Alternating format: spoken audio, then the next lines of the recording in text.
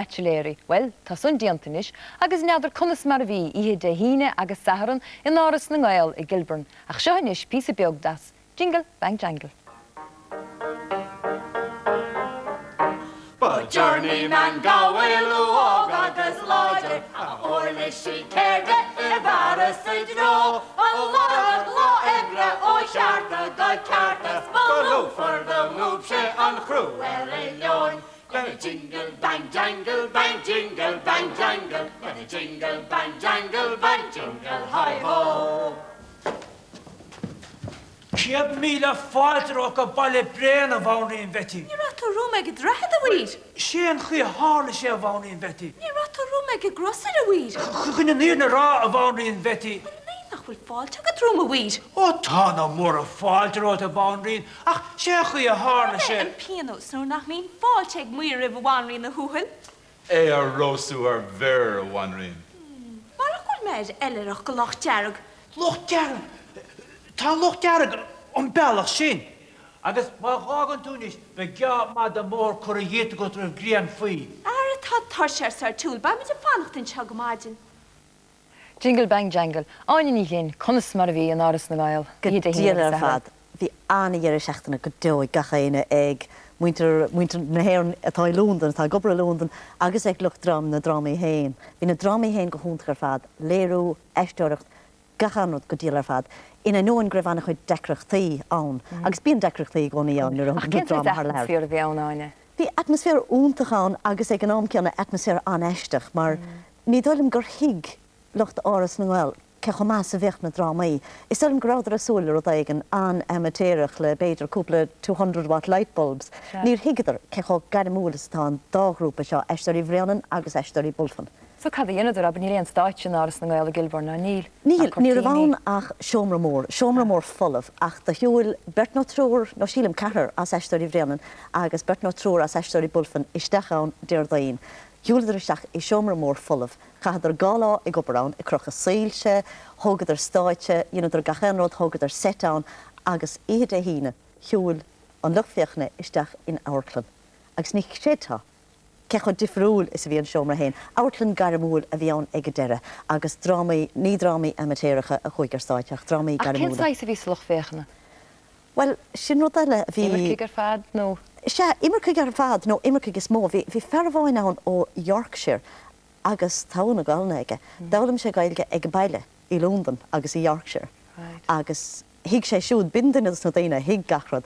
Ach bhí déidir ágribh trí hais duine ann, bhí muinte na gáilteachtaí ann ar dús. Muinte na gáilteachtaí sé imercaig. Daine ó hir chonel, daine ó Connemara, daine ó Cúrsaí, ó Churcaíine. Bhí ar siúd ann ar dús agus bín an drám déidir is mó a bhain tenahas na drámaí, mar gur hiigeidir gachrad agus hiigeidir an déhríochas a bhain le... Ródúil leis a chuoine héin iscin te. Bhíidir anna bhródúil ach Comeló siúd bhí daine ann atá fálam gailge I Londain agus tána mílte duine I Londain a fálam gailge. Agus hiigeidir an nod?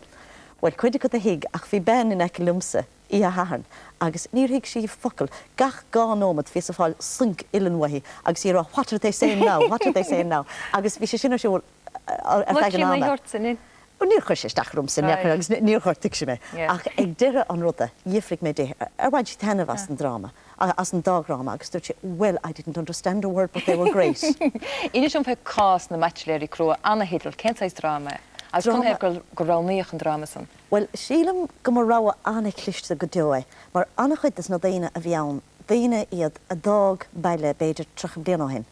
Anna chuide go. Bhí daine ógáin frisin, ach dág anna chuid daine baile trochan ó beidir 10 bliana hen, agus cruchas na Aisteoirí, drama é atá bunathe ar rud a hála ar scéal 4 a hála sna dahadaí. Scéal hála é gunta ar bhuí. Ben rud a hála go fad agus is óldam ben bun scéal. A bhfuil an drama bunathe nó greibh an cóirleoir chundé seo san níor bhí anna bhórtha féin an Aisteoirí ar fad a bhí sa ceantar.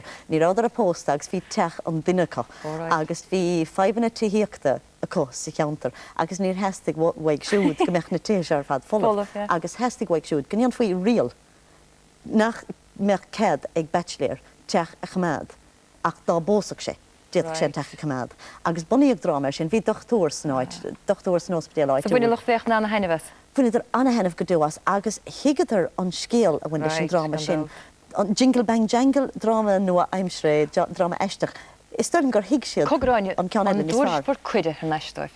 Tuair for cuide ar neisteoibh, gan áras. Ach ní lisa go mar raidéis ar neis, mar tá anna chuid i breigeist. Right.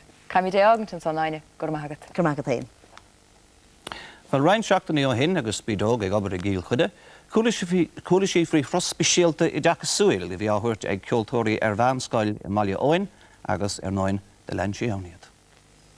That's a deep bunker and it'll be coming downwind, a very difficult place to get it up and down from.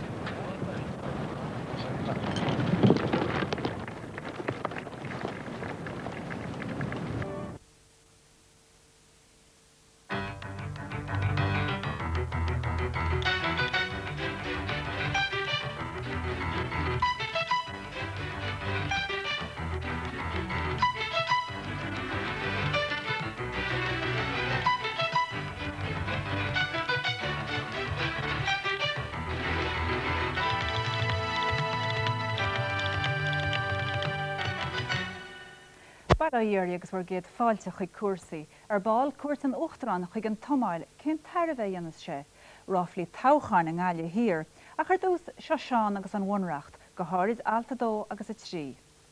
Mar is óilíomh sé inniu an tríú lá go chéime dó a gantaí bhunreachtú le thuisceart éireann a tarsúla go snean blach lia. Dúirt stáitrónaí an tuaisceart Sir Patrick Mayhew go bhfuil rá an andóibh agus gur bhiú an thuras go blach lia a thuairt. Agus méid sin ráite áfach is fiú a thuirt faoi deara go bhfuil an Dr. Ian Paisley agus a fáirtí an DUP fantas Meile. Tá is gur pléú alta dó agus a trí go bhunreacht éireann agus gúil na héndachtaithe a ggéalamh go gur a chréaltas na hÉireann an dá all sin go leataíh, achas beag cúrata an faoi láthir ar réanós go dárlóid lehéid. Gan sin a bheith ggóthés níos lenne ar nó. An chuid cainte mar sin faoi alta dó agus a tríach cad is bríleánú ceart antab go díreach. Céfed óla se ag a bobbal fuhub. Bhí brídóg umo am lachlí ar maidin. Excuse me, will go go gut táie? Cad in na smaointe bheith a gut sa mé article dó agus a trí? Yeah, no, so sa fi article dó agus trí. I would be against giving in on Articles 2 and 3. I really think it's asking a bit much to come along and say that we have no claim on Northern Ireland. After all, it is an integral part of our country. I am particularly aggrieved that people should be talking about it because I'm from Derry, down to see the Donegal game on Sunday, and to imagine that in maybe a year's time I'm not Irish and can't get an Irish passport, which I hold. I mean, it's just ludicrous. Articles 2 and 3 of our Constitution, do you know what's in them? Yes, I know that they're to deal with Northern Ireland, and I think that they should be changed, actually. And why? Because I think we have no right to Northern Ireland. Northern Irish people have a right to Northern Ireland, not us. Don't give it up. Don't give it up. It's ours now. Okay, thank you. Well, I go hex na canty tar siúd fel áhar, tá me sása go meach éanadar an máir de characht le síochanna chohu sa tír. Ach, ceapan freisin mát arcaile go dó sa tríle bheith an máir go chóga meach an Government of Ireland Act ar an máir chama. I don't agree with them deleting it. Do you not? No. I haven't read anything about it in the papers about 2 or 3. The way I feel, I would just like peace regardless. Splinian tuaiscearts. Could part our tíre, so you féidir know where to win. I don't know what's in them. What's in them? You don't know what's in them? Would you like to know what's in them? Yeah. Ar chearta ahrú? Where to win? Well, mar dúirt mé lis go dhéanana sé mór an differ go practical dúin. Beidir dá gurach sé le síochan sa tír béna bhábhar. Well, seoid na article atá gceist. Article 2 is a Ileán na hÉireann go hiomlán, mar le an Ileán agus argaí teornta na críocha náisiúnta. Agus article 3 go dtí ganntar chomhlánú ar na críocha náisiúnta agus gan dochar go cheart na Parlamente is a rialtas bhainítar leis an bhunreacht seo chun dilínse a aibrús na críocha náisiúnta eile, bain na dilíthe a achtófar ag a Parlament sin leis nimimisteir chéine lenar bhain dilíthe Híorstát éireann. Agus bei an éifecht chéine acab tíomh an limisteir sin I bhí heag dilíthe Híorstát éireann. Well, in seom henta tá calma caileún Sunday Tribune agus an gáile tá ar a seoir nóla go gaiire.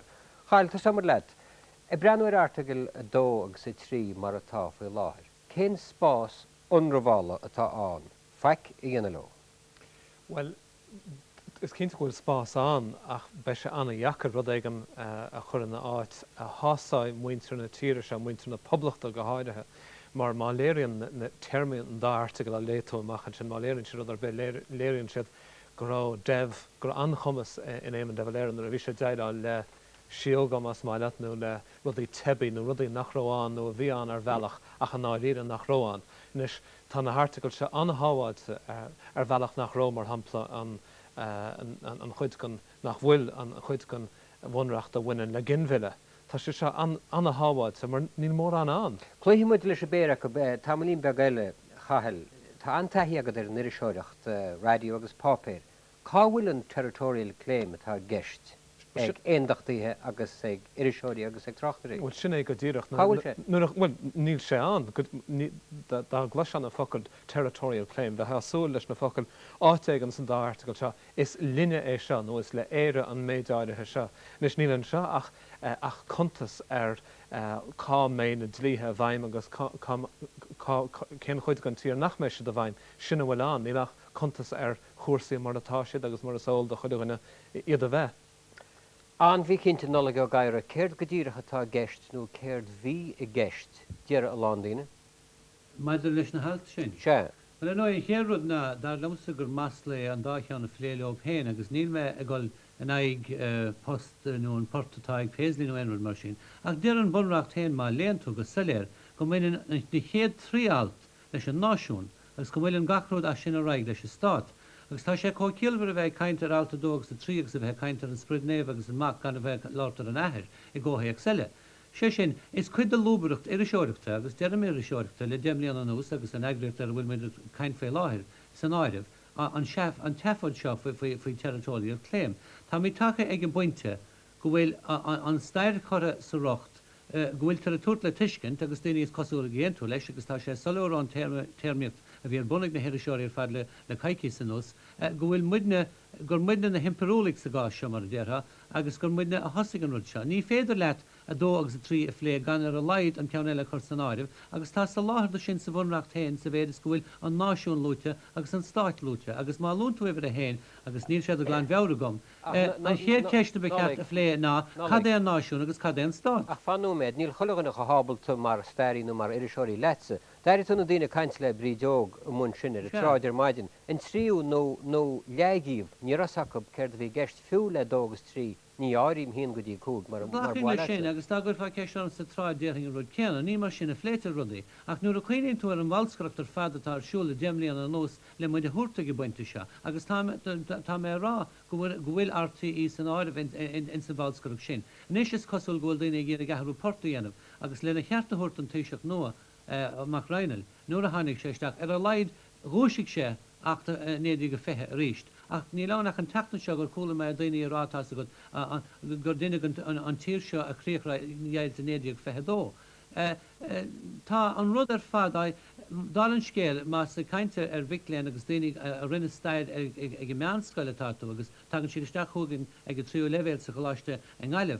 An portas cotíanta a dhéann tú á daoine má chun ceistar céirdíad a dógus a trína divorce and contraception. Tá go cén fá. Cá mar chuile is cosúil gún na hendachtaí fiúháin trónaine dúirt Ken McGuinness gúil sé lethástak mála ópéin agus na córáití ar siún go fóil agus réir coslachtaí córá go heiscínt faoi article dógus a trí.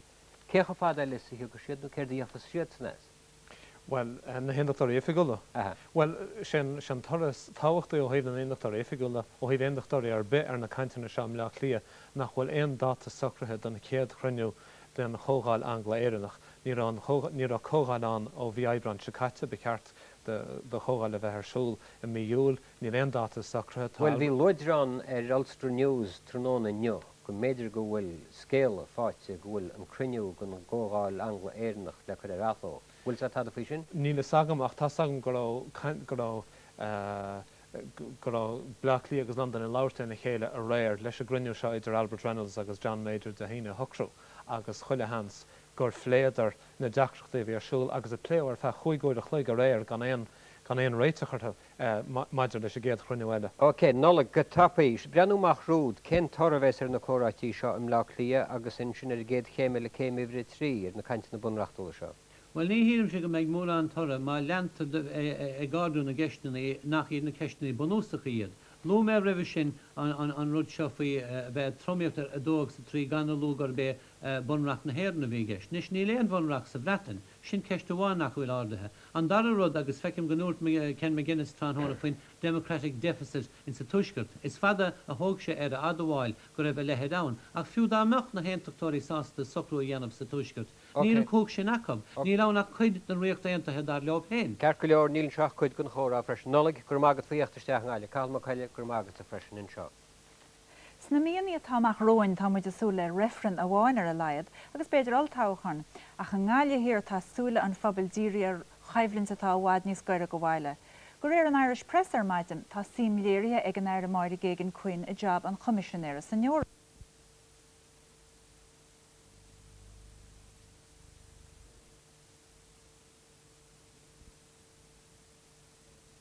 Was a horrific bad break. He played a smart shot.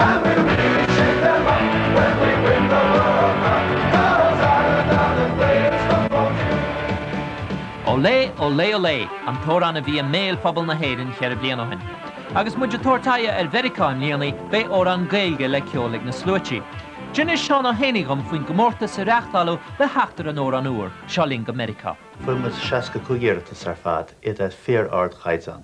Rinnemuid réamháil tuireacht ar sin agus ranú mar 15 a bhí ard caighdeán ar fad. Agus bhíar na bheith smaoine bhí muid a gur órán antarnsaach le lidicí siimplí, órán a déach aontain na chasa. So ranú muid 15 a bhí ard caighdeán agus ran a riachtaní sin a baint lehop. Agus ránaíú Seo Linn go Meiriceá as an 15 sin. Ní rá sé isca ar ránú, bhí an caighdeán chathirte. Agus cad faoin fuim slua. Barry McCrae agus David Downs a chumatóran. Ní óran pelle is mó a luaitear leis an merc seo mar chumadóirí, seo písa aghaidh a chas siad ar Cúrsaí an áthraithe.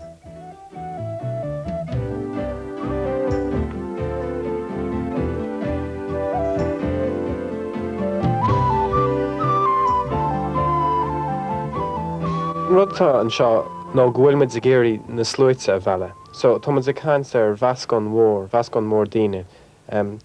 Daoine nachhfuil gailge chuile chuin acab, nó daoine a bhfuil beagán íon acab, na daoine nachhfuil ceol acab. So camid rud siimplí ach rud maithe dhéanamh. So thugmuid Albert gailge a bheith arolalas ag chuile chuine agus fána tá anta agus é seo agus chuirmas an dáhar chéile.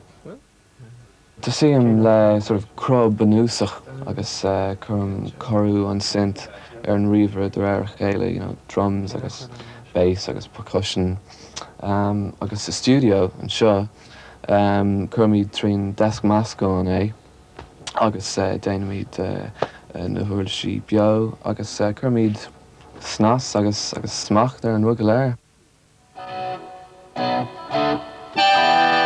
Nuair a bhíonn san riabhaireacht faoi réir, tá sé an don léirithir Jim Lockhart dul imón ebre le ceoltarí agus óránaithe.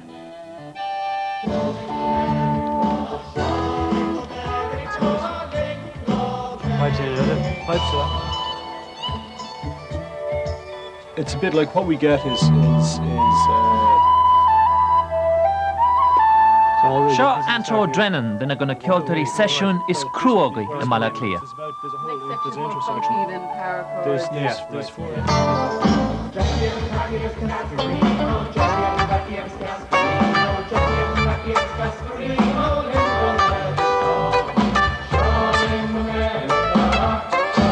Ach is slua órán é seo go bunúsach, tá sé an amar sin fisachar ar a slua.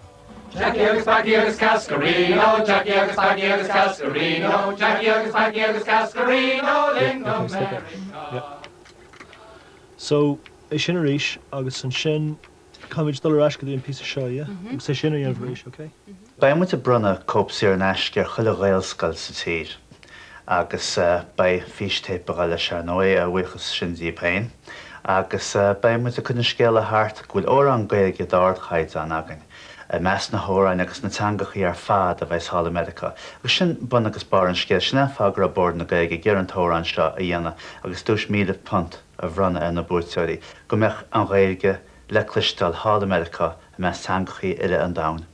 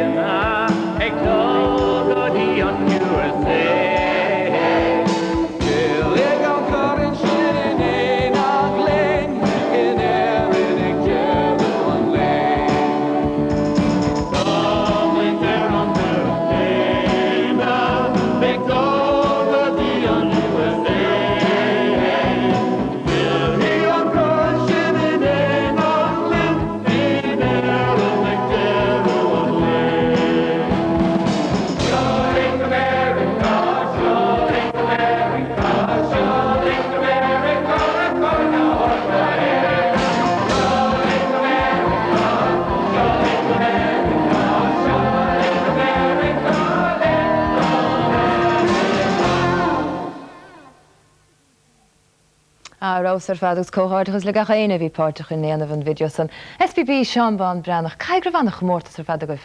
Bhfíseán bhfíseán déanais bhí an réamhil tuairteach an tháinig bhíseisteach le Cheireann déag dearnach a bhíse go mágus. Bhí cúpla órán leis nar atá atrabach. An ceann sin stoig rosagan go meach Jim Lockhart. Néróid an an job a dhéanair sin agus snéidir a Cinn tá sé tarnteach? Tá seán tarnteach, tá seán, tá ansástaris. Conas a chluis for is sé, cad éon chiad chéimeile? Ein chéad chéimeile tá CD agus sta siúpaí. Tá tíléonnta dá an scéal an amach freisin, tá R&G agus B&G, bhór na gailge, tá sé scríbhtalm sin. Ein chéad chéimeile sta siúpaí, agus siod CD, siod cearnín, siod rud i cheapan héin, ba chóir go manach sem amach the charts. Nis fás múta lei sin. Deamat an anna sin chuir the charts na mutain, RT seo agus 2FM. Agus tá súlam go nach gas siad uair bháin an disc jockeys, go gas siad go minice, go gurí siad ar an bléil lista gasfra go minic. As gan dat skade san hitteach le gemecht na fans a chaasa dul Amerika. Cogur bhí hanig de chlár bio behiach ó bhór na gailge tróna chuna bhí sé sin. Hánig stóhí go chlár neamh nach bhí anna go leor beall. Ní mar é chlár radio díomh hana.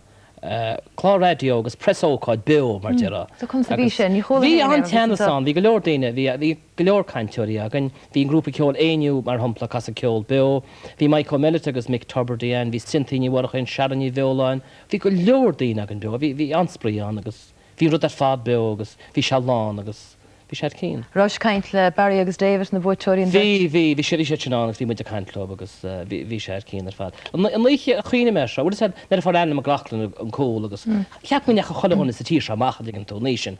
Pinú á ceúra, agus rúisi me fihanú me an séir maidin agus rúisi me bríd le híú me tá smínam. Ceúirtuidir sí go chola ní teach finú me an séir maidin dú me órán gailge. Agus ag chugamadí de se hochtan bhaidin sin lí mar bhór na gailge. Bhil banna chuoine bheith nar bheith. Agus thosa sin sin agus tá me fíhásta leis an jobba táíochtnaí áthásta fadidir. Bú tú héna dulgadtí chuna dá? Ó tá mé gáil go chudan da, Caroládé go bhí bheitheh le chuna dé, agus in héadlafe New Jersey, sa Giant Stadium, stáid na bhachach, sa ghénsaí nó agus an sin leis an bhuiin be me taiiste leis a bhuiin gá Orlando agus a fánach lob. So tá súlainn, Nis caiime cogur chud glóis Jack agus Donny Butler agus Sean Connolly agus tá siad sin, hí Donny Butler an FAI an nachdán, ní a Sean Connolly anna bheith an, tá siad sin antóí leis rud ar fád agus. Idir na tíléinte agus chuna bhór eile. Bheith sé go húntaach dá dógach an bhuiin héanaar bhór na bheith. O sé mar rá, bheith sé ionach ar fád. Dá lo sé sin. Tá rion gaige ag Dennis Irwin, tá gaige Gary Kelly agus tá rion gaige Kevin Moore, so, you know, agus is ór anna i tá taranteach. I bhéidir an tí chluisian tún tórán sinis. Tá san fír mar se Teinte bhaimar, bhil dionne me sem mí héal rénos dionne cínte go racha se bhaimar. Weil gannaid leat buin anna haine. Agus ben corntíocht bhile gan nó órán eile. Ó bhui sin neidir respí gur mag bheith tróna. Agus in iscóú ag an omláin agsúil fecha míiste seo. Bheoh seanteach sa máile fadó meach seo na dúnsa. Bheoh seo ráte go an taobh seo.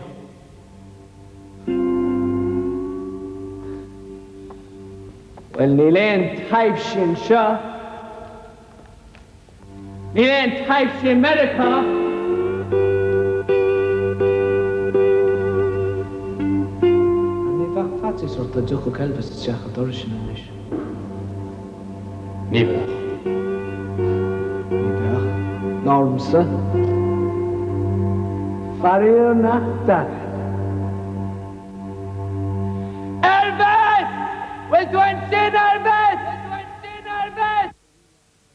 Well íar muid ar sáil Aisteoirí, chun sa braithint sé fechantar sin inis. Wow, tá sé rí eisteach bheith brenn ar rud rinne me ceann nó cuaimh líana hen.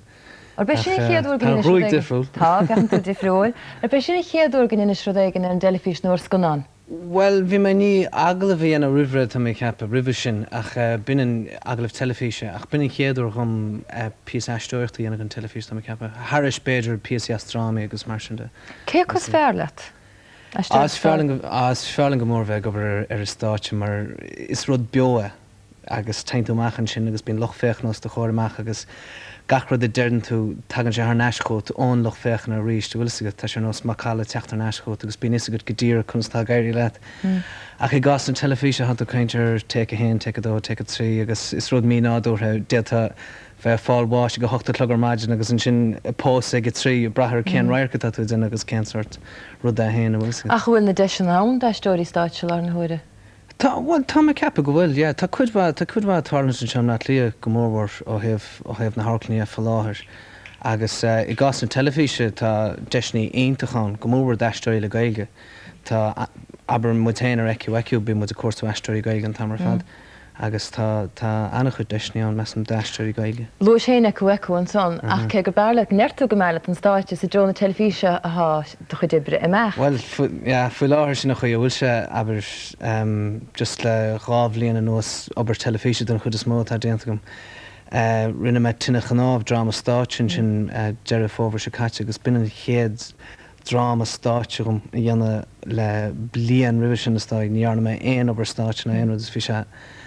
Bhí sé aontocht dumsa rud mar sin dhéana ríist bhfuilscut mar cé go málaman obair telefíse ag an chéana. Ecu bhí sean an ó, bhí tá sprid file a buint le ecu lálam fao sin tamlín. Well, ecu is tá tháinig an chud is mógaing an áirclann an ceathar láthir tá gceist me héin tréalach Áidrí agus Marina. Agus is tó go sinna fág an núsáid mé anna chud sketchní agus anna chud drámaíocht agus mar sin de mar gur ón taobh sin a hánamar. Agus meam hen go naibrín se, go mór má bhín a gur go minic le sketchháin tá an puinte chuir trasna i bhhaidní sciúpi agus bhhaidní séfachtí beidir ná bailcha cinnt eile bhfuilgad agus nuair bhín se sin meascaí seach le hagalah agus mar sin de meam go naibrín se go agus táid a ggéir bheith difriúil agus tá cepa go le gaiile. Ok, go buinte seo fécha míad ar físa as ecu. Did I forget to play my part? Oh, Fáilte go Celtward a Ghuine. The natives will now perform a tribal dance. But stop and show Sahinish. Bring on the dancing leprechauns to the precincts to make both the South Gwing. Oh, my name is McNamara, I'm the leader of the band. It's Fardrick, Rimana, Druckhands of Nos the Queen. Nilain Thon Tyne Maran, the Tinton and the Cricket Wadwing. Tá sé seo amadeach dónacha. Agus an isise cháda achtainna, condescend chun bar fealsúna, get up and go. Hey, me, a géirí cuidiú leat. Yeah, well, cuidiú me lom héin. Is cosgal mach féidir leat. Tá do cho egocentric sin ó sí, is cumas a deala faoi gunnar be a go bháin tú héin na háileachta. Bhín ceann mar hálínte sé barí a créiscríige sin na cha. Sé an fear cean sa scríig an tóran sin ó bhfuil commórtasbáir na gaige. An srá sin do rámaíon, bh cai go muine an haine bhesan. Haine sé aontachlam bheith gobar ar a gan sin leis bheith gobar ar sin. Do bhhar gur chamuid seachtain sconaíocht chamuid seachtain i gobar mar Aisteoirí seachas bheith duna píasa agus an sinnaáil ar naisií ifigus bheith chuir léchní ar ghaoine agus duine nóbar ifigus se ar fadasdói an chud is measa an job. Ná taníad? Well, meas an gúil man níos fearr an Aisteoirí ná nó brifiige chu mar gaisina. Achas bailach go bhfuil ecu aágan tu. Well, tá, mar well, furas pusht a hallan Alban, so ba ma ghil go Alban inis an saibhir se. Ba ma tá ma fós an teachtanse ba ma fós a gobar le ecu ba ma dana rion písa leo ach tá ma dul go Alban. Well, machar an tanamatarn rud agus galantry galacha atá agus tá an character tá ma dana Seán Donahue an tanamatar agus is éarnach atá ach Caime gaelic na Halban ólam agus sinní naibh smó bheits leis jobse stoi na níl gaelic na Halban. Gurinn sé stechart goil tú fágan tíir se goilgadí galantrí nuair a bhí sé na gobar ar scéim fiolóiteach a galantrí a bhí siúls a gaiinn seo ras na róna gáile údras na gailteachta. I ceapascur sé fíor eisteach go bhór san rud se mar thosan machar an tám céanna is a thosan muide gobar Rusnarún na chéad lá riamh agus níos tá siad san na gola seach sa tríú nó sa ceathrúsrá go machar agus tá gaiirí ar chéan leis bín sa top 10 ar Scottish TV gcónaí. Agus inis ní leon galún tríaganna agus deir go maisin leis lár pilóteach Rusnarún. Bail físa a Rusnarún eiscint? Well, má tá sé an. Tá sé an, fech míid mar sin ar físa a Rusnarún. Women crack out in rud kids. Kids are frigal about start to chorbe. Start leachán tún rud kids be.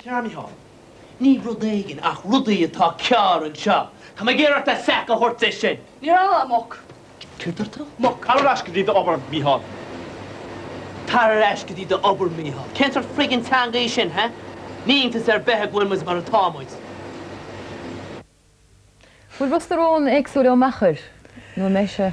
Well, just for some scripting is a buster margin, so if it's a brand of radio, just chuile hortána dhéanaan galúntrí más agus bhí Rusnarún ar go chéanna bhfuil bhí Rusnarún aontaach cheapas héanana bhfuil. An na gur machar a han bar grúig a feite go? Well, sin character eile sin cean gona buntáistí bhain a bheith d'Aisteoir bíonn an trí le bhaint as stíalní agsúla na héan teachtain, so character nua seo agus cama fés ó gás an istan ruid an Alban. Chum sa bhrain tú go persanta bheith bog go Alban íomid? Tá masú go mór leis mar haine muint an Alban riamhdom agus tá masú as be mu a scona néocht mar ile an lós agus tá ma cinse go man soltas, so ní chun sé stachar an mnéchar mar agus an chuí bheits mu den an scona néocht be man an choilsáil teachtar Aisteoirí choilsáil ríist bhfuil go so. Ok, well, fágan gcuimid gachrathart, Tásúil gom nachfada go mitú reise gobar nar damta a ríist. Ok, well tá Catriona gobar le fós how na hí agus is stoilm go gartam dul saoil agus féchant conas mar a gairile. Catriona Ní Bhréanainn na hí seo féchann siad consátu féchann siad go híoming fad. Cad dhéanaan muid dosach chuir sin muid na scóil. Ní chéad bhd ná ceann tú ifacha agus denan tú peil ráfeil cean thusan seo cean beag ag mór. Bú deacair sin íanamh níl? Níl. So brúisteach?